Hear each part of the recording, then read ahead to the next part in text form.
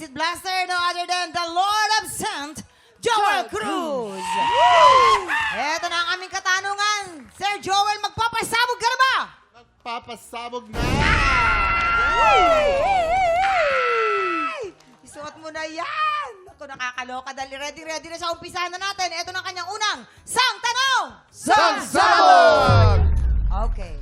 Minsan, sa isang pelikulang ka-eksena ni Carmina Villaroel, si Maricel Soriano, ay hindi makaiyak si Carmina. Ano ang ginawa ni Maricel para tulungan si Carmina na makaiyak? A. Kinurot siya ni Maricel. Or B.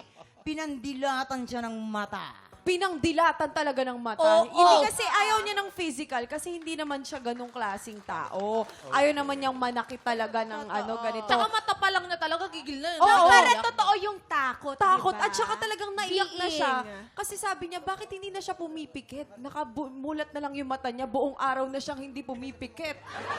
Ayun na, kaya siya din hanggang buong araw, umiiyak din siya kasi feeling niya Natakot kasalanan talaga siya. niya. Pinandilatan naman pala eh. Ay, nako! Nako, maling-mali. Si Carmina, mataas ang pain tolerance niya. Oh. Ang pinagdaanan sa buhay ni Carmina, napakalalim. Lim. Pandidilatan mo lang, maiiyak. Kailangan kurutin mo. Kurutin mo. At ano ang pagkukurot natin? Plais. Lies. Ay, grabe na ba kayo? Flash! Oh, yung pain tolerance, Ano to, mataas. ginawa siyang pako? Mataas ang pain tolerance. Mataas ang Sanay pain na sa tolerance. sakit eh. Oo. Nung una nga best script eh. Sinunod Plais. Yun, naiyak siya. Yan. Unti-unti lang. Tsaka, pandidilitan mo lang. Tapos, may iyak na. Ano ba naman yun? Ano naman? Grabe kayo.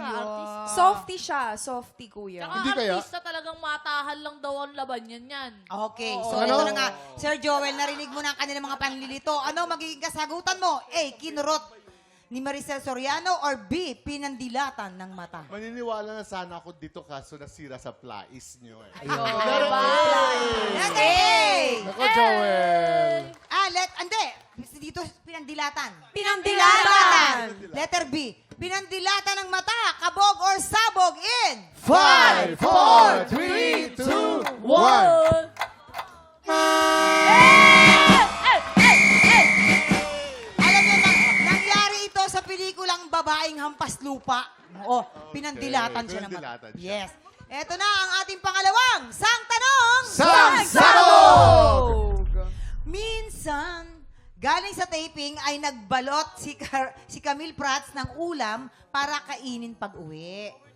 Pero hindi na umabot sa bahay nila ang ulam dahil A. Minabuti niyang ibigay sa isang fan ang binalot niyang ulam. Or B. Nakita niya sa dressing room ang crush niya at sinabayan niya itong kumain. Yes, Kuya Kim. Jason. Siyempre, sobrang bait po ni Camille Prats. At ano yan, born again yan. Kaya may isang fan na nagutom, ibinigay niya doon. Ah. Tapos nagsalo sila, tapos naglagay sila ng candle, table, tapos... yun, may nag-abala. Nag-date? Confetti. Abala. Oo.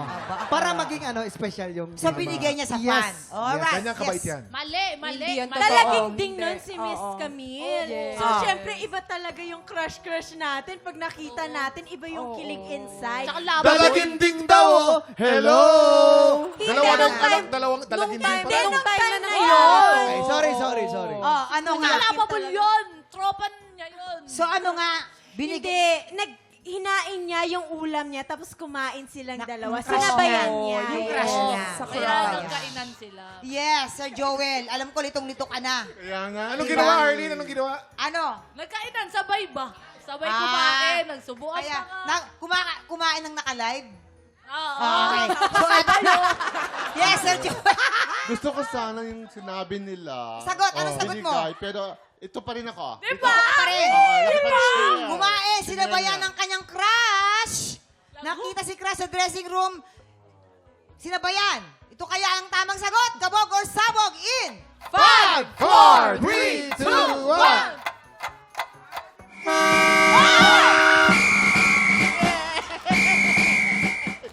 Alright! Maraming salamat! Tapos na. Bongga! Kumusta naman ang experience mo? Alam mo kayo kabang-kabang Kinabahan ka. ako dito. Yes, kasi alam mo kung anong laman nito. Ano? Ang laman nito ay mga dinurog na... Ayan.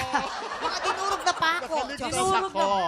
Ito, samantala po, sa tanghala ng kampyon, isang taga Cavite at isang taga Butuan City ang maglalaban para masungkit ang titulong kampyon ngayon. Magtagumpay kaya sila? Malalaman po yan sa pagbabalik ng TikTok Happy birthday sa ating program administration, Lani Lani Bodega! Bodega! Happy birthday! Hi, Lola Mar! Shout out sa Lola mo! from Lola Onyx Oring! City. Onyx Street, Lola Mar, I love Lola you! Oring! Royal Aesthetics! Tatay Oring! Hello, Miss Arlene! Thank you so much, Tani, for my hair! Ano po, 5-star chicken po. Sa Mili pa po yan. Tsaka po baluan. Tatay Ilocos sa Oren, Pinada. Wilbert Valentino. Hi, Sir Daryl! I love you, Sir Lenlen Daryl! Pitbull! Kuya Argel, Miss Annette, Miss Joy! Guys, ang GMA po nasa Canada! Wala Yes!